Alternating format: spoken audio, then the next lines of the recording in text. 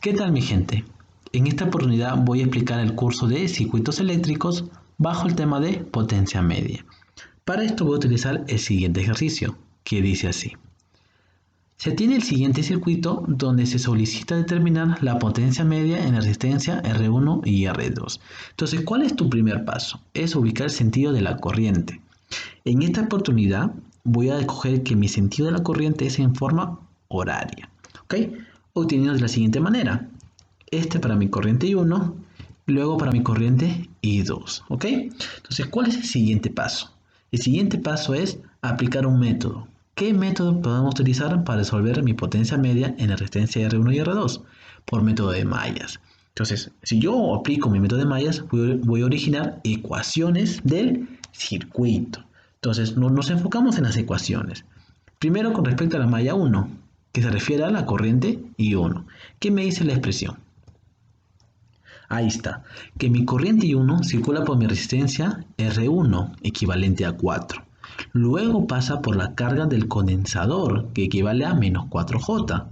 Pero también nos damos cuenta que en esa misma carga circula otra corriente, que es I2, pero va en sentido contrario, originando restar a mi corriente I1. Luego igualamos al voltaje de la malla. ¿Cuánto vale el voltaje de la malla 1? 12 con ángulo 0. ¿Ok? Entonces, ordenando mi ecuación 1, obtengo la siguiente expresión. Ahí está.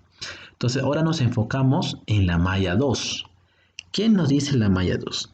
Que mi corriente I2 circula por mi carga de condensador de menos 4J, pero también sabemos que circula otra corriente, que es la corriente I1, y obviamente va en sentido contrario. Entonces, ¿qué va a originar?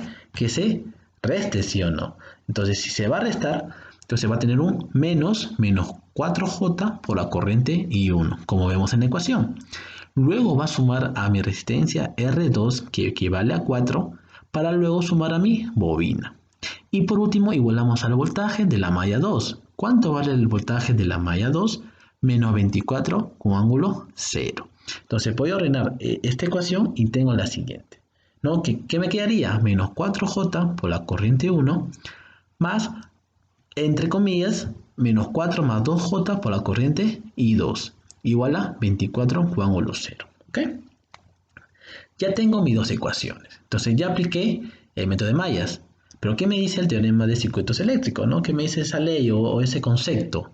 Que el número de mallas es igual al número de ecuaciones. Entonces sí estoy cumpliendo. ¿Ok? Ya. Entonces acá nuestra misión es hallar I1 y mi corriente I2. ¿Ok? Entonces acá hay muchos métodos para poder resolver estas corrientes.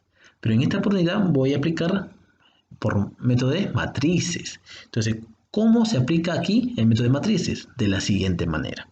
¿Cuánto vale mi corriente I1 y matrices? Ahí está, como se muestra en la pantalla. ¿Cuánto vale mi matriz para respecto a mi corriente I2? De esta manera, ¿no? Ok.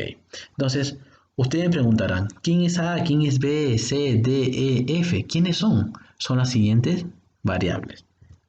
Ahí está. Este vale mi A, este para mi corriente 2 va a valer B y para mi voltaje va a valer C. Entonces ahí acabamos con mi ecuación 1.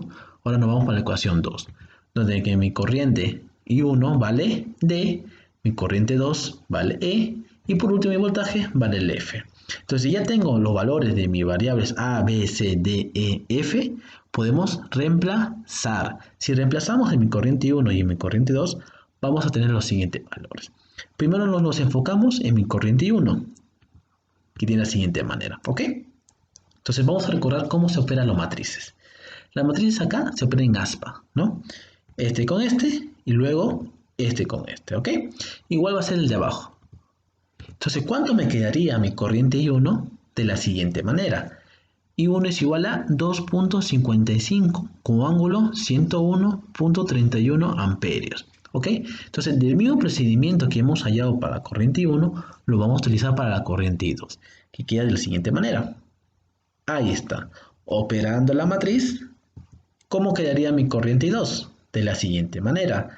3.16 con ángulo menos 161.57 amperios. Entonces ya determiné mi corriente I1 y mi corriente 2 por el método de mallas. Ahora, ¿qué me piden? La potencia media en la resistencia R1 y R2. Entonces, para esto voy a hacer lo siguiente.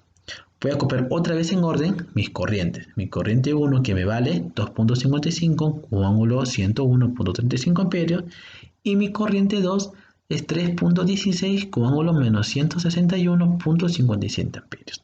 Entonces, para refrescar la memoria, voy a dibujar otra vez el circuito, ¿ok? Como vemos en la pantalla, en la parte derecha.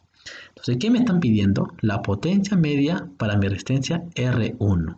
Entonces, ¿cuál es la fórmula de la potencia media para R1? Es el 1 medio por la resistencia R1 por la corriente al cuadrado que circula por la resistencia R1. Entonces, ¿cómo sería esto? De la siguiente manera, ¿ok? ¿Cuánto vale mi resistencia? 4. ¿Cuánto vale mi corriente que circula por la resistencia R1?